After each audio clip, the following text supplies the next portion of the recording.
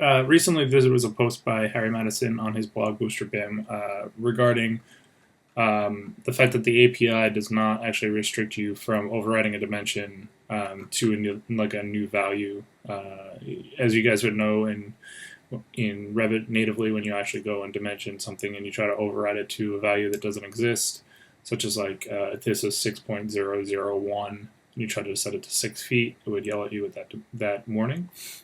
And the API does give you access to it through dimension value override property, as he talks about. But you don't actually need the API to do this. And I do realize that this is a dangerous place to be living. I figured I'll show you how to do it without using the API. So standard old align dimension command inside of Revit. So maybe we'll dimension between these two diffusers here, and we'll place this here. If you were to override this value and put in, 2200 millimeters, you'll get the warning.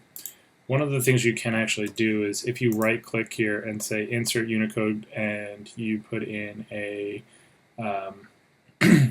unit separator and just do 2200 or like that, you'll end up being able to override that value. Basically, all you're doing is you're putting a non-breaking space in there, and it will allow you to override it. Again, scary proposition because now you have overwritten dimensions all over the place, but if you ever do come across it, that's actually what you can do to override that value. And you can put anything you want at that point. So like if you try to do 2 feet, all you really need to do, put it right in the beginning of this and say insert Unicode, and you can do unit separator and apply the value, and now it'll work.